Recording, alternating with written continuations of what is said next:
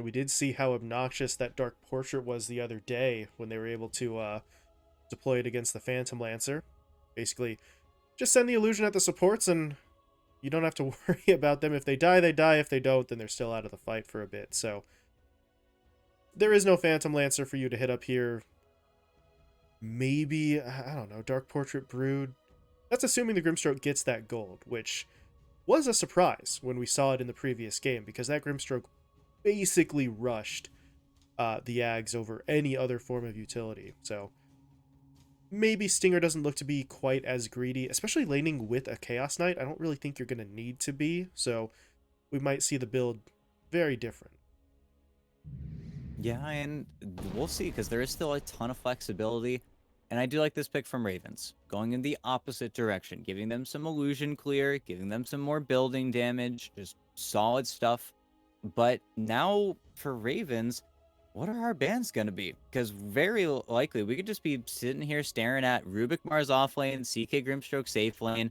So are we banning out off laners or are we banning out mid laners? It's just the problem. It's why this pick is so good for Beast Coast. They make it look so great. Not to mention, it could also be not Parker Chaos Knight. We could see Sacred pick up the Chaos Knight. He was one of the few that actually Mm. still kept that hero in his repertoire. It's where the cores are just blind. You just have no idea what's going on here. And Ravens are taking the safer bet by keeping with the ban of Dark Mago heroes, saying that it's going to be Sacred Mars. But that's where I don't even know if they're going to pick. Beast Coast could completely sideline us with anything. And really, they're fine with it because their heroes are good into any matchups that Ravens are going to put down in their lanes. They're just going to deal with it and then just look for something nasty. I don't know. 23 pick could quite literally be anything from Beast Coast. I'm terrified. Yeah, they have put themselves in such a great position here, and well, the flexibility at play here is the best kind, right? Because it's flexibility where it's not necessary because of a weak lane. If they want to switch things around, whether they go one way or the other, both lanes would kind of work for them, right? With the Mars between the 2 and the 3, the CK even the 1 or the 3, uh, neither one of them is really bad. It's just which one are they more comfortable with, which one does the circumstances sort of lean more heavily towards. So they're in a good spot here despite not having last pick. Ravens, though, do very much hit home with those bans. As you mentioned, the Bat Rider taken out, the Ember taken as well. So if Dark Mago plays the mid Mars, fine, you deal with that. If he's not going to play the mid Mars, don't let him get another signature hero. Although I do want to point out, they didn't ban the Kunkka, which is still kind of a signature Dark Mago hero. He hasn't played it quite as often as some of the others, but definitely someone he has a lot of experience with. It would add to the durability of this Beast Coast lineup, ET, and like we said last time for PP, maybe you start questioning the damage output a little bit, but with the team fight strength, maybe it makes up for it. Oh, there's the Dark Mago Kunkka, there's the Invoker, there's still a Beastmaster kicking around if Beast Coast wants to make that swap up. The options are still just there. I'm trying to think of carries as well if they want to flex Parker onto something and they put Sacred on Chaos Knight, Mm-hmm. which they very likely could. Uh, Mainly, I'm just thinking of like TB, but yeah, There it is. Kunkka, it works. It's the matchup we've seen. I feel like we've seen it 4 or 5 times now. Usually early on ends up being Leshrac favored just because, you know, you're a range hero versus a melee hero. You get to right click him a little bit more for free. But eventually it becomes very annoying for the Leshrac to deal with. And we'll see what PP can do because it is an annoying lane. It's where do you get the BKB early? Do you feel safe enough to get the Bloodstone? I think Ravens are probably just going to pick Lifestealer. That'd probably be the easy pick for me. And then you have a little bit of save for the Leshrac. It's kind of your classic combo. And let's see. Oh, they go for Okay. Void. A Yuma hero by every mean, one of his best, but a dangerous prospect. Yeah. One where you could just get run over, and you are playing versus Kunkka. So every Chronosphere, if you don't have him in the Chrono, is going to be met with a boat, and then the run will be there, and then you either got your kills or you hard whiffed. Yeah, and oh man, I don't know. A Yuma hero, as you say, but just think about all the farm that this trio needs, right? Faceless Void, Leshrac, Broodmother. Maybe of those three, the Brood is the one that can afford to be sacked a little bit, but there will still be consequences for that compared to Beast Coast, where okay, maybe Sacred doesn't get away with nothing, but you need like a BKB and or Blink Dagger, and you're kind of good to go. So feels like Beast Coast have a fight that is not only going to come up sooner, ET, but can be executed with less resources. Yeah, it's scary. It's gonna be kind of annoying. At least Yuma has a really safe lane. Of course, Reiko and Sacred have big nukes, but it's really easy to time walk them off. There isn't really enough of a buffer to mess him up there. So you either get the kill in the void or he heals off all the damage in one blow. So that's gonna be nice for him. But then it's gonna be a matter of how well can Yuma and Demon connect with each other. Do they find the free picks with Kisses and Chrono every single time? Or do their plays get blown wide open? Do they find that they're lacking damage versus the Beast Coast strength cores? Those are going to be the questions. Because if Yuma starts to fall behind with his Chronospheres, they start to fall behind with any of their gold, this game gets really difficult really quickly. Mm-hmm. And then very much going to be interested to keep an eye, interested in keeping an eye on the build from Dark Mago on that Kunkka because, okay, Yuma goes in. Yuma drops a Chronosphere, right? How do you deal with Ghost Ship? If Dark Mago goes for either of the Scepter or Shard, do you have your BKB up? Because then Torrent Storm or Tidal Wave just pulls you out of your initiation, and half the duration of your Chronosphere is wasted trying to get back into position in the first place. So how quickly can they get BKBs? How well can they use them? And I think maybe even more importantly after that, ET, can they keep the fight going once the BKBs wear off? Because that's what did them in last time. Their heroes got BKBs on the Ravens side. It's just, well, once the duration ended, the fight wasn't over yet and they got cleaned up. No, it's a difficult problem. So we're a little bit of all chatting as well, you know, Yuma just talking it up a little bit. Yuma definitely slotting in, funnily enough, the easiest of many of these players that just kind of crashed onto the scene. But you know, the SA boys, they welcome you. They welcome you in stride. As long as you don't mess up their games, you know. They want their MMR too. It's true.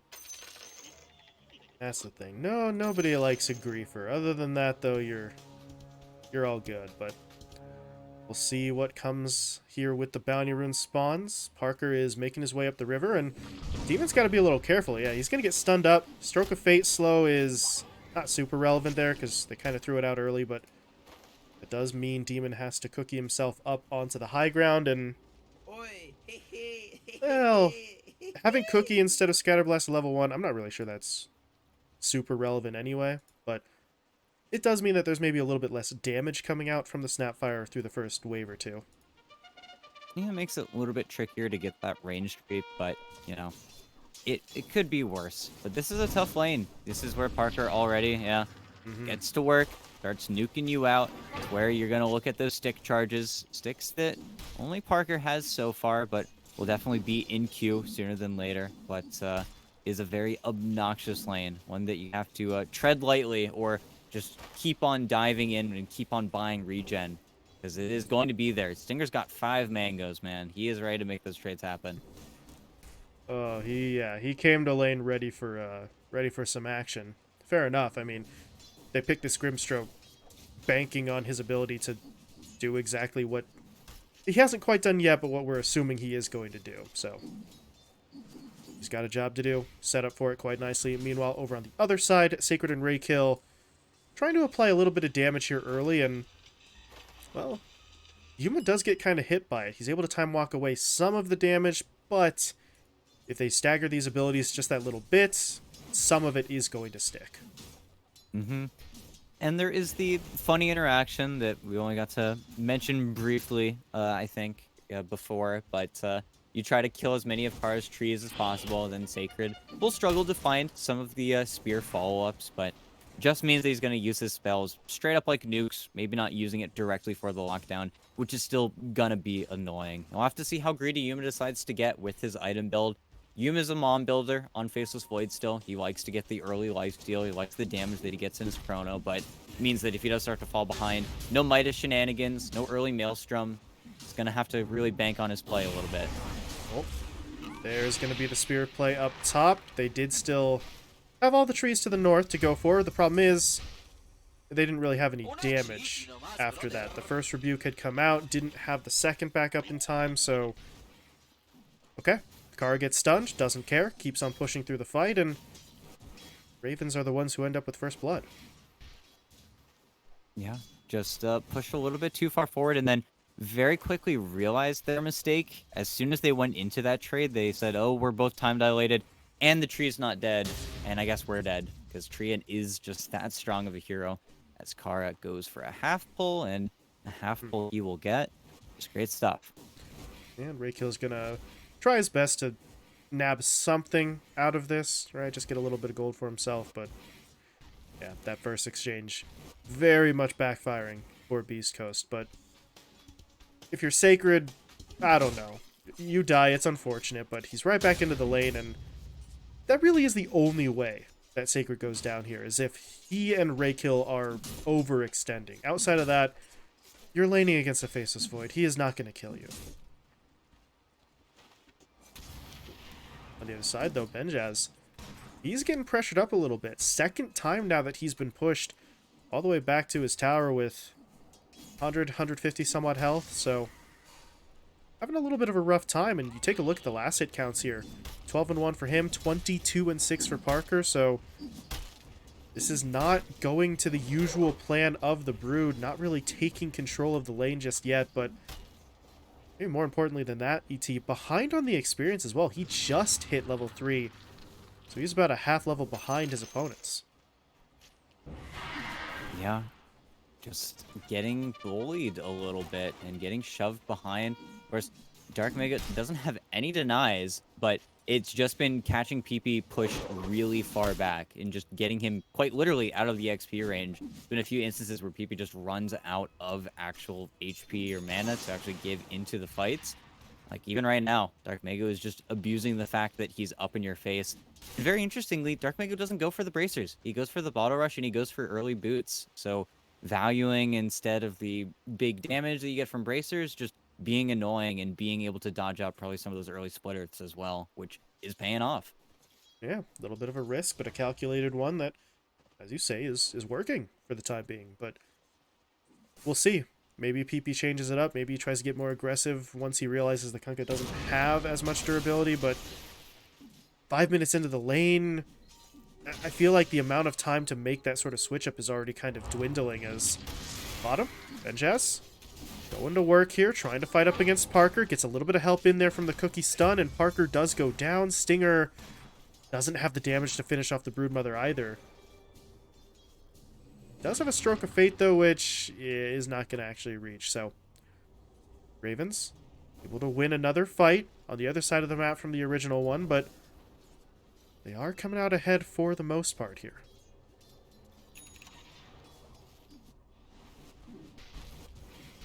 Sacred, are you okay? Kind of. He's going to survive the initial fight, ET, but Raykill pulled Kara back like they wanted to try something, but there's really no mana. Didn't have any spells available at the time either, so the Dilation is really kind of messing with the timings for this offlane duo. Yeah, it's very annoying. Does overextend a little bit. Card takes a few tower shots, but I'm just surprised the card doesn't have any points up in living armor just yet. He's going for the more lane-oriented build, of course, with the Leech Seed, and as long as he can get the Leech Seed onto him and Yuma every once in a while, it's a very broken spell. It feels very nice, but is a little bit strange, because living armor does just straight up give you, 6 armor, versus the Rebuke can be pretty fearsome, as Kara immediately gets punished for his ward, unlucky. But this lane is stabilizing, and as long as Yuma's able to actually farm these creep waves, he's not really fallen any further behind. Hasn't been able to fight for too many denies, but he's quite alright. So they're getting a little bit of a play here onto Sacred, but he's got phase boots, and he's actually baiting. Dark And Mago. Yep, he's in. They find the kill.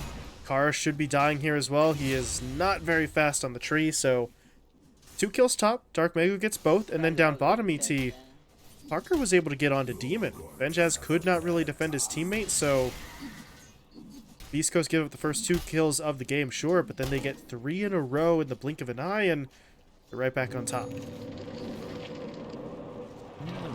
a little bit of an odd ink swell in there from Parker, but this is the slight problem here for Ravens. If the lanes start going poorly, or at least the side lanes, PP's a farmer. He is looking to stack. He's looking to farm in his own jungle, be defensive, get good item timings. If things start to go awry, he's not going to be helping. He's not going to be your fixer. He's Leshrac. He's not an initiator by trade. He's going to want the early Bloodstone. He's going to want to play on his own side of the map. Best case scenario is that he just keeps on getting runes and is able to snowball, but it's tough. As Sacred, though, gets caught out by Demon. Instead of TPing back bottom, makes the play happen with his friend's top. Nice play there. Yuma's the one to get the kill, so a little bit more progress towards that Mask of Madness that you were mentioning, and a good response. Impressive stuff for him, and Benjaz is closing in on level 6, so you're starting to get to the point where maybe Demon doesn't really want to end up back bottom at all. So make his presence felt elsewhere on the map, get over to the middle lane as well, because with the Leshrac starting to take some of those stacked camps in the jungle, the mid lane is freed up. Yeah, they're just trying to be efficient, trying to use as much as they can right now. Still waiting for especially a play from Demon. Once he gets his Mortimers, he's going to try to pair it up with Cronus here, and then we'll see how that goes. But Benjaz, poor guy. Yeah. Not much he can do in that situation. Really no getting out of that one. Silence, stunned, caught in the X torrent, ghost ship combo.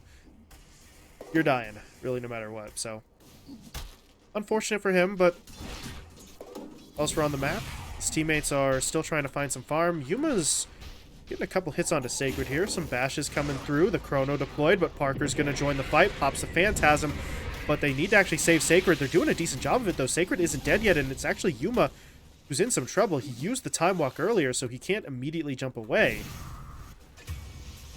Sacred does still end up dying, though. PP gets involved, TP'd onto the tower, and comes in to find the kill, and I don't think they can get much more than the than that ET, and now the turnaround is going to be here. Do they get the Inkswell stun? They don't, but the Chaos Bolt does still come through. The silence is onto PP as well. Now Dark Mago wants in. Doesn't have Ghost Ship, but he is able to connect with the Torrent into the Tidebringer. So Yuma will fall. PP goes down as well.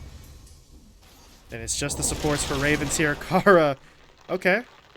Admirable attempt there, and it might be enough to get himself and his teammate out of trouble, but the cores had already been picked off, so it's a little too late. Well, and it ends up being a 3-for-2 that does favor Ravens. Frees up Benjaz to push out the bottom tier 1 as well, so ends up feeling not so bad, honestly. And PP, begrudgingly, makes the rotation. He does not want to get involved early, but, you know, he does what he has to do. It's sad that he goes down, especially to something as cheap as just Tidebringer X Torrent. Doesn't even have to use the Ghost Ship because he doesn't have the Ghost Ship, and now they do have to be careful. Don't want to give Dark Mago any more speed, but that was a fairly successful fight. But look at this.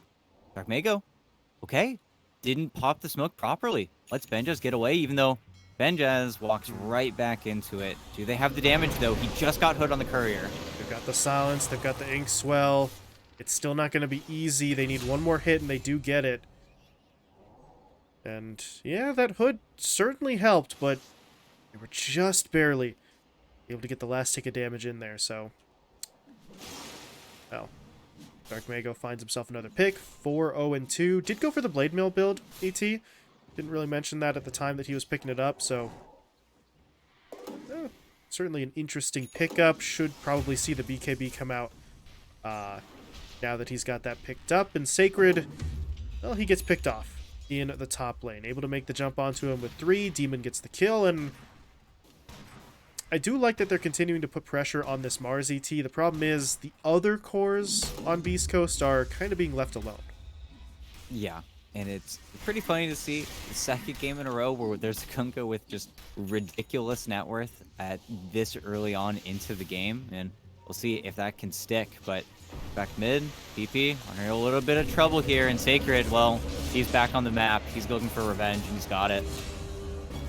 And that's a little bit of the problem with picking the Mars as the hero that you're going to bully.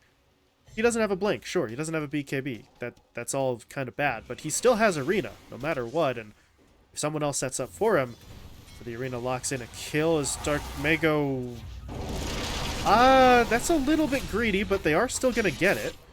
Maybe get a second kill here too, because Kara is on the run. Stroke of Fate, not enough to kill him off, but the silence will come through. But they really need to be protecting Dark Mago here. There's going to be your Chronosphere catching him out. Do they have the damage, though? It's going to get a little bit close. The stick comes in, but they do still finish him off. Well, at the end of the day, they get the kill, right? Can't argue with that, but it's a long process to actually find that pickoff. Yeah, very smart though. They catch him without Sacred. They saw him just straight up walk back top. They know he doesn't have TP, so there's going to be no help from him. And then the support duo is not really able to help either. Just a very nice punish, even though it feels like that's the 5th or 6th time I've seen Dark Mago get an illusion rune in his bottle, and he just immediately puts pressure on his opponents with it. And of course, in that situation, gets out of Overgrowth. If they didn't have that Chrono, or any spell like Chrono, that could have been just Dark Mago walking out of there like a bandit. So it is a nice punish, but this is also Benjaz getting dragged out of bottom. He does not want to be necessarily your mid-tower defender. It's where you'd hope that some combination of the supports and PP are the ones to hold it, because the Spider just wants to be doing his own thing, but Benjaz is really starting to fall behind. He's not able to become that hard farmer that we typically see the Broods become. Yeah, he got that foot a little while back, as we mentioned, but no immediate progress towards anything else as PP gets caught in the middle lane. Parker and Rakiel put it together, and your Leshrac doesn't really have a lot of defensive capabilities right now. He's going for that Bloodstone, which is relatively normal ET, but that means no Yules, that means no BKB for a long time yet. Uh-oh, Demon. Can he get himself out of this? He's going to jump over the cliff, and I think he'll be okay. Dark Mago's going to give it a go, but yeah, didn't really have the vision there. But Beast Coast moving confidently into their opponent's jungle, trying to just steal this farm away. And while all this is happening, Sacred is still trying to push this tier 1 tower. A complicated process with the living armor coming into play, but if his teammates are completely taking over the jungle, he's going to feel safer going for that. As what in the world is this? Dark Mago, that's a very aggressive play he's trying to make as the Blade Mail gets the kill onto Demon. But PP still locks him down, and I don't really know why he was that far forward, but he does eventually get punished for it. Rakiel, maybe punished as well, but Stinger's coming over to help, and Yuma does not want to get involved in that. Yeah, they get the disengage. They get the walk away. And now, unfortunately, they are staggered a little bit with their cooldowns, but Benjaz gets taken down at the tier 2. A tier 2 that is beaten to a bloody pulp. Only 400 HP left, so he definitely made work, but loses all of his spiders, loses his life. I think gives the Blink Dagger over to Sacred now, and look mid. Oh, Yuma. So many of these Ravens heroes are just dying where they don't have a tier 1. They don't have any vision either. They just get caught on the other side of the high ground. Just nasty stuff. That's even a little deceptive there, because Sacred comes in at the end to do a little bit of extra, but 90% of the work, and the damage for that matter, came from Rakiel and Stinger. With the Stolen Split Earth, with the silences, they are not supposed to be able to just sort of go hunting for your carry and pick him off, but well, you saw it happen as Dark Mago is going to get hit up a little bit here. He's popping the Blade Mill. Ghost Ship is going to come through as well, but the reinforcements are on their way, and if you're Ravens, do you still want this? Chronosphere is up, and Yuma has TP'd in. They would love to get an initiation somewhere, but the targets are so split right now, they've just got to pick somebody. They're going to try to go into Dark Mago, but since he didn't pop it initially, yeah, now the Chrono has to come into play. This is going to work out relatively well, though. They got Dark Mago. Can they get anyone else? Not looking like it at the moment, and they've got to be careful. Blink into Arena is available, and well, there's the Blink. Didn't need the Arena. Just get the Spear Stun instead. PP gets taken down, and can Beast Coast finally get this tier 1 tower? They've been trying for a while now, but I think the coast is finally clear. Yeah. Parker gets that tower. Stinger goes on to Brood duty, trying to deal with the spiders as easily as he can, and is a little bit more difficult because he's only got 1 point up in the Stroke of Fate, but it is still a multiplier, still does a decent chunk of damage, but Benjaz finds his tower bottom, so something for Ravens. It's sad that Yuma's Chrono doesn't get them more, but he didn't even have a damage item whenever he made that play happen. Now he's got a Maelstrom.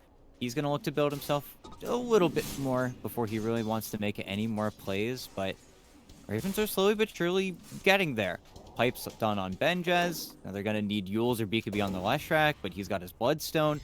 So fights are going to get dragged out as a Beast Coast Smoke sees Demon, and well, Demon doesn't last very long. Yep, that's a pretty easy one for them. Sacred gets the kill. They're going to take a little bit of a stack here on these Ancients. Nothing major, but it's gold that you get that you steal from your opponents, so always going to be worth a little bit more. A couple of neutral items there dropping as well, but question at this point if you're Beast Coast is, what is the next step here? You're getting a BKB on Parker. BKB already done on Dark Mago, so ET, do they simply keep looking for the fights with their abilities up? Do they focus more in on some objectives here? Is Roche in play for them at all? What direction should they be looking in?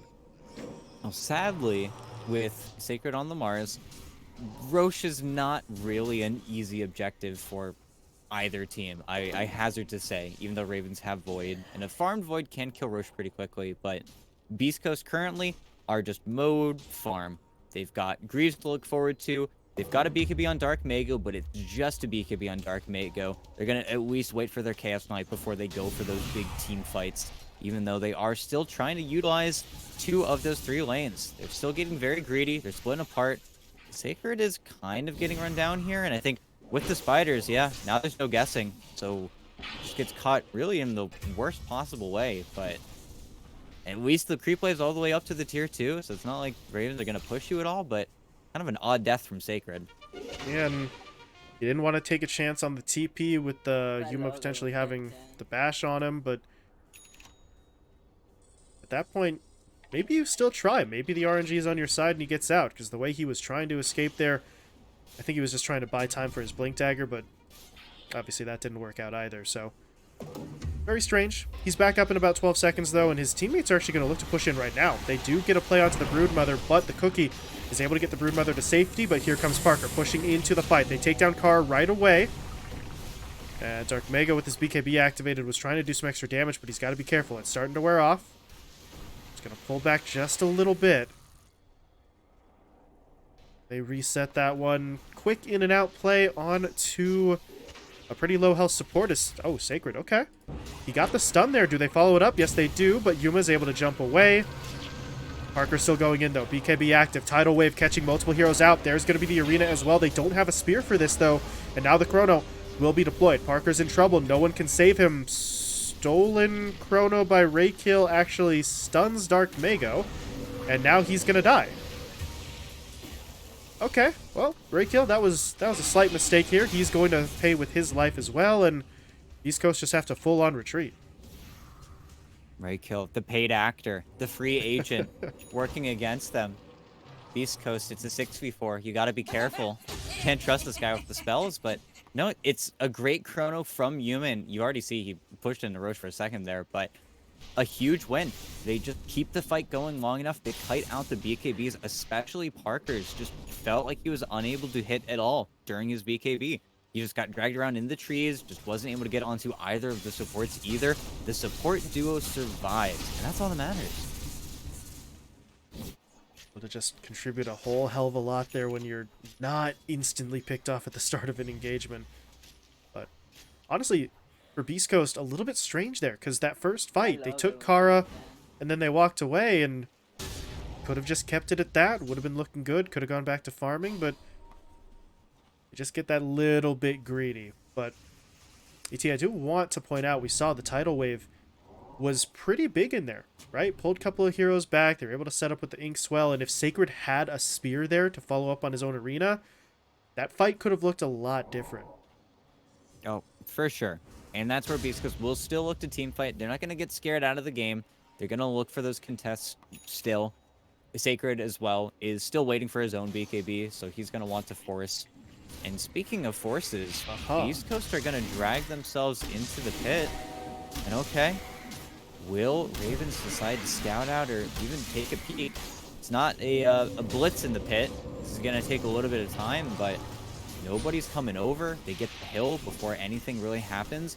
Ravens don't even know that the hill's been claimed either. And sure, scan comes through now, but it's going to be too little too late. They don't have Chrono for another 20 seconds, so that could be why, but That is absolutely free. Mm-hmm. Took him a little bit, but it works out. They get the Aegis into the hands of Parker. Parker also now has the Mage Slayer picked up, so get a couple of hits there onto PP, and all of a sudden your Leshrac is not as big of a threat. So, East Coast feel confident. They're going to push their way forward, pushing in slightly the wrong direction there, as Kara was able to kind of distract them to the north, but at this point, ET, I mean, they're just operating on their opponent's side of the map entirely, not really going to back off either. So if you're Ravens, do you have a choice to make? Do we try to fight this, or do we just dodge it out for the next 4 to 5 minutes? With the way that they're TPing heroes over, it looks like they at least want to try to hold, but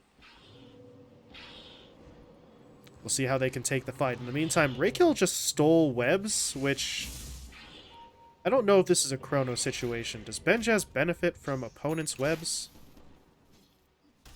No. They also look a little bit different because there's one brood has the immortal and the other doesn't, but that's an initiation. There's the Chrono, though. The Mortimer Kisses are going to come in as well, but where's the damage? They need to actually kill someone off, and they weren't able to do so. Now the heal comes through, and they're going to turn the fight. Arena's going to get dropped down. Rebuke comes in as well. Benjaz just getting bounced around this fight, and Rakill actually stole the Kisses even. So they've got more damage to work with here, but the fight, it's starting to split. The cores are going one way. The supports are just going to act as a distraction a little bit further up. But now, Yuma and PP are going to try to get involved a second time. They know that the BKBs are down. The Dark Mako takes that as his cue to leave. He will TP away. Does Rakill walk this one out? Yuma's got Time Walk up in one, so I don't think so. He's definitely making him work for it. No, he's a very annoying Rubik, but there's only so much time. Yeah, tried for the Time Walk steal, but it's not enough. But yeah, that Chrono does not feel great initially, all because the Rum is already there. It's already laid at your feet. They get the BKBs off as well, so they are able to tank through a ton of that damage. And that's why Parker leaves the fight so early. And sure, ends up in his teammates dying, but you still have Aegis. You still got your Kunkka out of that situation with some great splitters from Rakill. And you do have to be very careful. That was complete vision advantage from Beast Coast. It's why Rakill gets those important steals.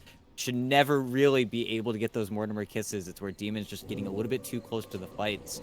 And maybe it's time to see some more Blink Daggers picked up from Beast Coast. I think if maybe Parker can jump with Sacred, we see some more of those kind of decisive team fight wins, where if they're able to survive your first round of fighting, you're very single target on Beast Coast. And sure, all three of your heroes can stun another hero on Ravens, but it's where as soon as any of those disables start to whiff or start to miss, a game gets really difficult. And then you have to rely on your backline, you have to rely on Stinger. Even in that fight, though, I don't even know if we got to see a pretty successive soulbind. It all ended up just feeling kind of bad for Beast Coast. And now they're getting a tier 2, slowly, because of the tree armor, but their bottom wave's all the way in. The cores are farming. Ravens are getting way more out of the map than they were in game 1. Not just sort of sitting back and watching this happen. As Parker, I don't know if this is the way you want to use your Aegis, but he may not have a choice here. He is pushing forward, and they're going to try to get onto Benjaz as quickly as they can. Ghost Ship comes through, Tidal Wave will be there as well, and Benjaz does fall. The tower goes down as well, and Parker, with the armlet toggling, hasn't actually lost his Aegis. Can Kara change that? He's going to try, but there's that toggle. Able to heal himself up. Kara is now the one in trouble. They've got the dust on him. He's going to get stunned, but their focus is on Dark Mago. They need the Kunkka dead. They will be able to bring him down. And that is going to be something, ET, but are they greedy? Do they go for another? Yes, they do. Yuma jumps in, gets the bash. That's going to be the Aegis being used. Immediate Chronosphere coming out here as well. Parker is dropping. Can they save him? It's a nice arena from Sacred, but it's too little too late. Parker goes down. Sacred falls too, and the Ravens, man, they really are just kind of holding their own in these fights, ET. That's what Benjaz did the entire time. He gets picked off right at the very start, but to a certain extent, that almost helps them because so many of those BKBs get used early that by the time the second round of fighting with the Chrono comes in, no one had any sort of defensive capabilities. Yeah, Dark Mago got a little bit excited. A little bit too excited. The entire reason that goes down is because he decides to pop his BKB so early. And then PP goes to the bottom wave, kills Stinger, gets even more of the map, starts to move around. But then, I think most importantly, they get the perfect chain stun there on Parker. No BKB from the CK. He had a lot more to give in that actual fight post-Aegis, post-Chrono, but don't get to see it. We also don't get to see Ray kill stolen overgrowth either, and he does decide to keep it around, doesn't try for a steal attempt on the left track to maybe get splitters, so there is an overgrowth kind of sitting in the background there for the Rubik, but it's just a perfect chrono placement. It locked out all of the support from Beast Coast, so all they could do really was watch or vainly try to get into the fight, which is what Sacred did, and Sacred died as well. Well, we are seeing a pretty major item in the works here for Parker, getting himself closer to the Heart of Tarask pickup, so might be able to avoid some of those situations that we just saw where his health is kind of borderline. He's trying to armlet toggle his way out of, X, Y, and Z, so for the Heart, maybe you don't have to worry about that. Dark Mego, meanwhile, is very close to an AC as well, so a lot of items that are just going to bump up the durability here of Beast Coast and maybe make those scenarios where their BKBs run down early a little bit less scary. Yeah, and in the meantime, without the Aegis, pushing directly into Chronosphere does not feel like a play that Beast Coast want to make. No, Parker just finished up his Heart of Tarask. We could see a little bit of a waiting game transpire here. Got a lot of scary items, though, still in queue for Beast Coast. Mainly this AC for Dark Mago. I always talk about with Kunkka. It's a fantastic damage item on the hero. Just makes you so much more potent in the team fights, while still also helping your longevity. But while this is going on, Ravens are also very confidently splitting the map. This is very different Ravens. Feeling a little bit less scared, especially the cores on Yuma and PP. Feel like they can actually farm a lot of these creep waves. They're still maybe a little bit behind their opponents. Beast Coast are still playing even further away from each other, but is definitely more competitive than game one. And Yuma especially is getting to that point that on previous teams, especially D2 Hustlers, loves to be that 35, 40-minute point where Yuma's got 2 or 3 items in addition to his BKB, where he really starts to become the hero of the team. But top, they're pushing, they're pestering the tier 2. They know that Yuma's TP'd in now, so this might just be a call to retreat, but this is a scary push, and they smoke. They want the initiation, and it's daytime. It's easy for them to jump right now. They've got a little bit of vision here as well, so they're going to try and push forward. East Coast spreading out a little bit. Sacred, though, did just get hit up by the slow, but he's able to walk away. Just going to reset at the moment. Dark Mago, though, is very close. And, oh, Yuma. It's a little bit awkward. Just jumped into a torrent. Tidal Wave is going to pull him back a little bit, but Dark Mago, I don't know. He's trying to keep heroes distracted, trying to mess up the timings, but it's not really an opening to go all the way in. Yeah, now they kind of peel back, give some more time over, get the D wards going, and as soon as Beast Coast are in the dark, they just have to retreat. As soon as they lose their wards, they know there's just no sense in going for the push, and Ravens get them away, but Ravens also go for a resmoke. They want that engagement still. They're still fiending for it. Yuma gonna break on Dark Mago, and with the Kunkka seeing him, he knows that is probably the worst target he could look for, even though they're trying to get Dark Mago right now. They're chain stunning him up. If they get him before BKB, and they got it. Now the BKB is activated, so Dark Mago has to just kind of back off. Raykill took, oh god, spawn Spiderlings, but PP is all the way forward. Pops his own Yule Scepter, trying to keep the fight going. Dark Mago does get taken down, and now they're onto Sacred as well.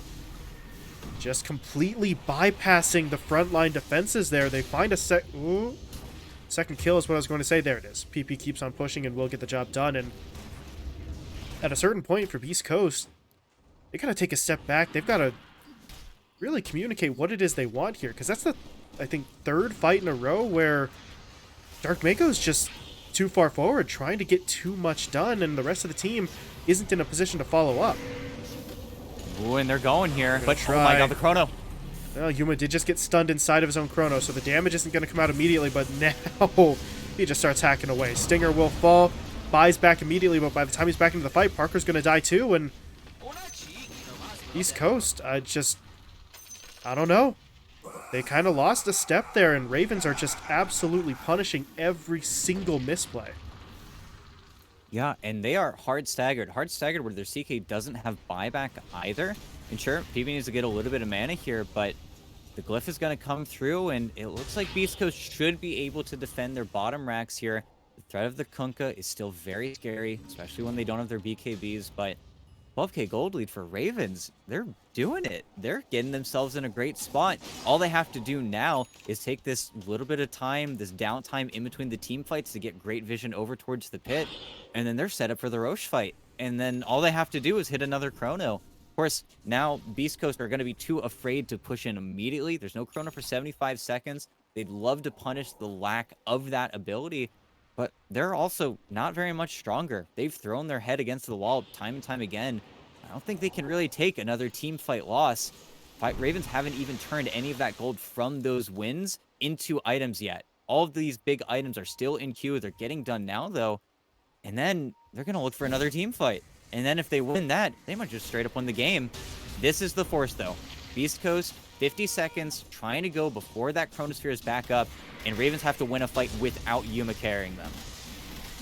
Oh, the Roche attempt is underway, but here comes Ravens pushing forward. Sacred trying to act as a distraction, but PP still got into the pit. Parker, though, is not stopping. He's still hitting Roche, even though his health is starting to drop, but his teammates, they do turn around. They're going to try and make something happen here. Parker does get his hands on the Aegis, but he's going to lose it immediately. And where's his team? Again, it just feels like they're not on the same page. Parker says, I'm going to stick it. I'm going after Roche. His teammates all back away. So cool, you got the Aegis, but now he's dead again, and he doesn't have buyback again. So, I mean, Ravens just have an opportunity here. Their creep wave is going to have to catch up, but it's only a few seconds behind, and they can do some more damage to the base. No, they're just going in now. They have every right to. Let's already be chrono. committed, and there you go. It's a singular chrono, but it's on the core, and you check, and there's no buyback, and now, well, they also know there's no glyph, and they're not even going to chance it. Beast Coast throw in the towel. That's it. Hey, it's been a while since we've seen Beast Coast just not have it all together there, right? Those last handful of team fights, it legitimately seemed like half the squad had one plan for the fight and the other half were in a completely different direction. And for Ravens, credit to them, ET, they recognize when that happens and they just pick the Beast Coast lineup apart. Well, and surely Beast Coast is not a team. They didn't pull the 14-0. They definitely lost games. And not only did they lose games in the season, they lost versus Alliance, Laudanum, and they lost versus Infamous, a team that got relegated. So surely they are not bulletproof. And I think here, yeah, the chinks in the armor show. They just got picked apart. They weren't able to play that wild style of Dota that has carried them through most of their matches so far. And there was just too much time given over to Ravens. And I think that comes with Dark Mago still on one of his big comfort heroes, but isn't able to play that wild, I'm going to jump everybody. I'm going to run into the fight. He's on a much less mobile hero. And even though his timings feel great, he gives that responsibility over to his teammates. Because when he's not on the Ember Spirit, well, now Sacred's got to do a little bit more. Now Parker's got to play a little bit more up with him. And then all it takes is a few team fights where Dark Mago pops his BKB immediately. First 6 seconds of the fight, goes wild. Nobody else is with him. That same style of Dota they just beat Ravens with, where Parker gets to hold everything till after the team fight and clean up, just doesn't work because Ravens don't necessarily have the BKBs. They look to outlast you. They've got Pipe, they've got Greaves, they've got Bloodstone, they've got the easier dispels, and that really is the name of the game here. Ravens just outlasted Beast Coast team fight, and then they overstay their welcome, and then they get hard punished because they have that confidence. They think they're going to win, and then they simply don't. Mm-hmm. A real sort of role reversal from game one, as it really just felt like it wasn't about who could hit the hardest, it was about who could survive that first hit, right? Beast Coast did it in game one. Ravens went all in on their BKBs. This time they decide, well, okay, not by any. Yuma did get one eventually, but it's just about surviving the initiation and then taking control from there. And if you're Ravens, well, now that you've done it once, ET, they should have full confidence in their abilities to potentially do it again in what is going to be now effectively a best of one.